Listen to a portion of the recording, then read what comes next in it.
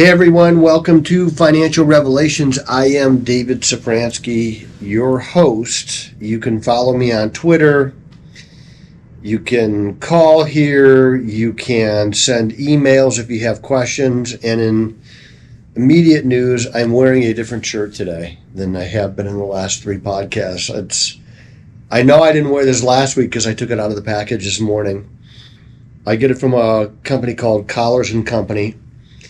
And I really love these shirts. I don't have any affiliation with them, but I can tell you I love these shirts. So, and they're not any more expensive than any other golf shirt. Like if you go to a golf course and you buy a shirt at the golf course, you're paying top dollar. If you go to like a Dick's Sporting Goods or something like that, and they're pretty expensive. So these are really a good deal, and you don't have to dry clean them. You can't run them through the dryer, so you got to hang them up. But 1-800-344-2534, that's my fashion advice for today. You can also, if you want to know more about the Amazon trip, you can go to nativosusa.org, and we're going to take a trip to the Amazon in March of 2026, and I want you to go. We can take a lot of people on this trip, more than normal. It's not a well dig. We are going to the jungle. We are going to villages. We are going to work on wells, but I don't think we're going to dig one. We need some manpower. So in great news, my book, The Sin of Retirement, is going to be out at the end of July. You can pre-order it right now at a website, Sin of Retirement. Corey's going to flash that in big letters. Sinofretirement.com. You can read a little bit about me. You can read the introduction to the book, and the book itself will be out at the end of July. And we're going to have financial merchandise on there. We had somebody in the office last night, and after reviewing their portfolio, I made them put on the hat, I suck at investing. And we took a picture of them. I have worn the hat when I've made a bad trade. Josh has worn the hat when he made a bad trade. We're going to make Corey wear the hat just for the heck of it. Take a picture of her. Maybe we'll even put it on the website. People think Corey is a myth. And she's not. She's real. She's sitting right behind the camera. And she's the one who knows where all the bodies are buried. So maybe we'll even have a map of Armandoville. And if you listened on the radio over the years, you know what Armandoville is. So let's get to the point of today. And there's a couple things that I want to talk about, and that's the inflation reports that are coming out. And I also want to talk about a couple of things that I think are going to be affecting economic news in the coming months. So as you recall, tariffs were happening. The prediction, I have a friend who's an economics professor at Case Western Reserve, really good school. And he's a really good person. I really like him a lot. But he has been wrong about everything economically about Donald Trump. And the economists have been saying, and this is true, that in general, tariffs raise costs. It's like taxes raise costs. Tariffs are, in a way, a tax. And they are not my favorite method at all. They're just not. No free market economist could ever tell you, well, I love tariffs. Then they're not a free market economist. But the world tariffs us. So if we're going to be equal, we're going to put some tariffs on them. And there's a lot of reasons they tariff us. And there's a lot of reasons we allowed that to happen for a long time, especially the European nations. Because after World War II, we couldn't pay to rebuild Europe that we had just destroyed. And so we said, look, we're going to let you have free and unfettered access to our markets, but we're not going to do that to you. You're going to be allowed to tariff us, and we're going to accept it. And so what it did is it protected their markets as they rebuilt economies, and they had unfettered access to our market, and that never changed. And you can't blame Europe for setting up their economies to take advantage of that relationship because we allowed it to happen. It worked very well for them. They liked it a lot. And, I've been to Europe several times. I'm pretty sure their economies are rebuilt. They don't need our help anymore. And so along comes Donald Trump and he says, well, you're ripping us off. Well, it's strong language, but they're not really ripping us off. It's just the way they've always done it since the end of World War II, and that never changed. And because it never changed, they really built their economies based on an export-driven philosophy where they were going to build things and send it to the U.S. and we were going to buy it and send them our money. Now, you're not paying for nothing. You're getting something. So let's say you buy a German car and you pay them the money for the German car. They get our money and we get the car. So there is a transfer of value there. It's not just ripping us off. The ripping us off part comes when we try and send something there and they say, oh, you can't do that. Can't do that. That's the rip-off part. So I agree with Donald Trump. It's an unfair system that was set up for the right reasons, but now has become the wrong reasons. So economists had always said, well, when you do these tariffs, inflation's going to skyrocket. And as long as you're pumping oil, as long as you're bringing down costs someplace else, I was always of the mind that that wasn't going to happen. And indeed, that's not happening. There is no inflation from the tariffs yet. I don't think there will be. And in fact, the inflation reports are coming out better than expected. Now, that should be driving the market forward because the Fed and Chair Powell will probably be able to cut rates 2 or 3 times this year. It's not driving the markets today because there was a plane crash yesterday in India, and that is hurting the markets. And, it's tragic. It's very tragic. Everybody on board of this Boeing Dreamliner 787, which is a great plane. It has up until today, had a perfect safety record, really, in commercial air flight. When they were developing it, there's some batteries that they have in the back. So it's not a battery-operated plane, but there's a lot of batteries on a plane to begin with, and there's more on this plane than normal than on like a 737 or a 747. And they were having temperature problems with those batteries, and some of them did experience some catastrophic failure. That planes didn't crash because of it, but you don't want a fire on a plane. You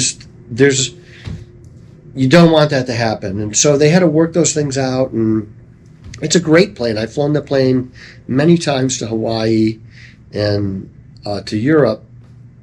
There's no better plane in the business right now. And there was a catastrophic crash this morning, like right after takeoff. The plane had only achieved 645 feet, and it just descended right into some apartment buildings, and everybody on board was perished. Everybody on board. So we want to certainly be sensitive to that, but that's what's affecting the market today. So, but I think what you're going to see going into the end of the year is a market that's accelerating because of rate cuts, a market that's accelerating because of low fuel costs, a market that's accelerating because of trade deals with other countries. That's what I think is going to happen. Why are economists so consistently wrong?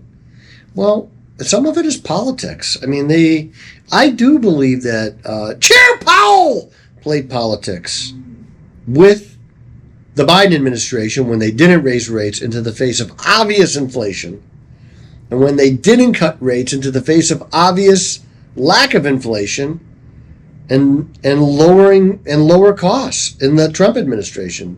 Definitely played politics. And they live in a perfect world that's pretend.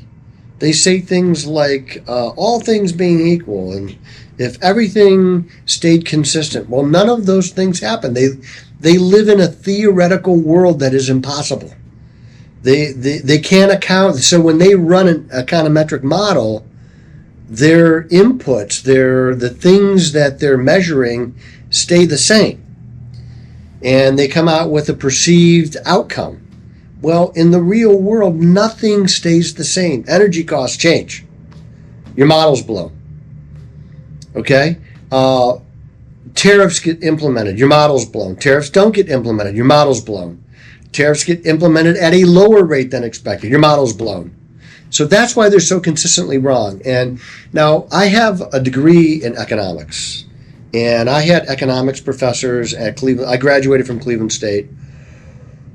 I had some real world people that lived in the real world in the sense that they advised cities and companies and So I had a little bit different experience than what most people have when they go to school and their economics professors basically live in economicsville. And in this perfect world, I'm sure these are men and women that got their lunch money stolen from them on the playground consistently their whole lives. And so they want to get the world back. And so they make a lot of bad predictions. Maybe that's why they do it. I don't know. But what I see happening in the real world that I live in, where I'm held accountable for my decisions, economists aren't held accountable for their bad input. They're just not. They just make other bad input, or they go to another school, or they have tenure, or they're Democrats. They're so consistently wrong. It gets monotonous after a while. In fact, there's one Democrat economist, Jason Furman, who I have to give kudos to, because he doesn't seem to be a partisan. I don't like all of his opinion, of course. I don't like all of anybody's opinion, but I was kind of surprised when he came out against the Biden. He had already been out of the administration, but he still wants a job. And if he bad talks the administration, he's not going to be back in the administration. And he was fairly realistic about the prospects of what they were doing, and he was right. And I thought I'd give him credit for that. Somebody who will speak.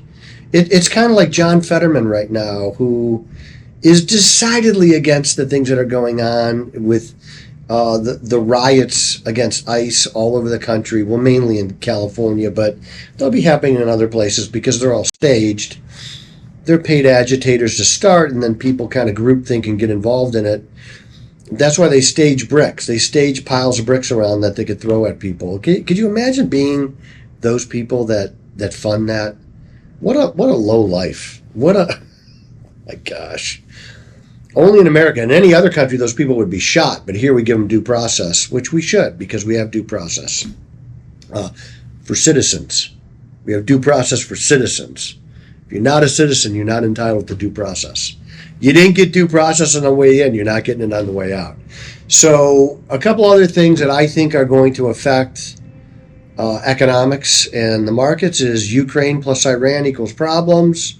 Although Ukraine, one of the things that we're seeing in Ukraine is that they're redefining the way we fight wars. It's changing the landscape, really, of war. War's getting cheaper, faster, and certainly more AI oriented. The attack that the Ukrainians did on the Russian Air Force, where they took out half of their long-range big bombers that are antiquated, their propellers. It's strange. Russia does not have the capacity to rebuild these things. A lot of them got destroyed. They were flying drones. They took drones and moving prefabbed houses. They unleashed them. They flew them with 15 kilometers of fiber optic cable they were dragging, and took out half of their strategic bombers. Well, this is changing just yesterday, we canceled half of the remaining order for F-35 fighters, because I think you're going to make war more about drones and AI than you are about these large-scale weapon systems. You think about an aircraft carrier group. An aircraft carrier goes out. It doesn't go out alone. It has submarines protecting it below. It has naval aviation above. It has destroyers around.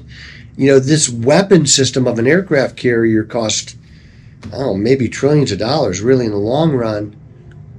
And when they were sailing through the Straits of Hormuz recently, the Houthis from Yemen, which are right there, they were firing 20 drones a day that cost, maybe $1,000, $2,000, $3,000, and we're destroying them with a $10 million missile. It's what I call asymmetric warfare, and we're learning a lot. If I were the military, if I were the Pentagon right now, I would be sending my best and brightest to Ukraine just to see what they're doing so we can mimic it, because it's very effective. And it's keeping them in the war. So Russia thinks they're winning the war, and they may be, but they're not winning it very fast. And the cost of life and material and energy, money on Russia is just extreme. You can't, it's difficult to quantify what it's cost them. What it's cost them. The next thing is Iran. Now, Iran could be very problematic. So we're currently negotiating with Iran to end their nuclear program, which they're not going to do. They're not going to end the nuclear program. Okay, we know that. And if you think they are, well, you're being tapped along. So if we allow Israel to bomb them, or we bomb them ourselves, you're going to look at a brief period of certainly higher energy costs and immediate instability. But imagine if they got a nuclear weapon, the instability that would occur. If you had to negotiate with the Iranians on the existence of Israel, could you imagine that because their sworn enemy is Israel. I don't know exactly why they hate the Jews so much, but they do. And they want to kill the Jews. Their goal is to kill every Jew. There's only about 16 million Jews in the entire world, and half of them live in Israel. We're not going to let that happen. We should never let it happen. We shouldn't even let this talk occur, but it does. I'm actually very surprised in the last couple of years about the rise of anti-Semitism on our college campuses. The vitriol that's coming from people is really very disturbing. And, the Jewish people have been through this before. We're not going to let them go through it again. If it's up to us, we're not going to let that happen. So we cannot let Iran have a nuclear weapon. We should have bombed them a long time ago. We've wasted so much time. We just recently stopped Israel from bombing Iran, and we shouldn't have done that. That was Donald Trump did that. We should have just let it go through. That's what's going to happen. That's what needs to happen. Got to be prepared for a down market. Now remember, on the website, Sin of Retirement, where you can buy my book, you can also get some financial merch. And one of the hats says, buy the chaos. When the chaos comes from Iran, and either we or the Jews bomb them, that's chaos. You buy that chaos. You've got to buy that chaos. I want to pray for the diplomats for sure. I pray for the diplomats all the time. I was a soldier in the Army. I prayed for diplomats. I wanted them to be really good at their jobs, but you also prepare for military action. You don't want to get caught not prepared with these people. They will eat your lunch for you. They don't care if you live or die. I promise you. Look at what Hamas did on October 7th to civilians. These weren't even soldiers. And then when Israel responds, they say, well, we want to negotiate peace. Too late. We're not going to do that. Get ready for a little bit of chaos. Get ready for growth. Get ready for rate cuts. All of these things, I think we're going into the end of the year on a high note. That's what I want to believe. I am right way more than economists are right. Why? Because I live in the real world and I get held accountable for my decisions. I am David Szafranski, a real American, a true red-blooded patriot, and the voice you can trust.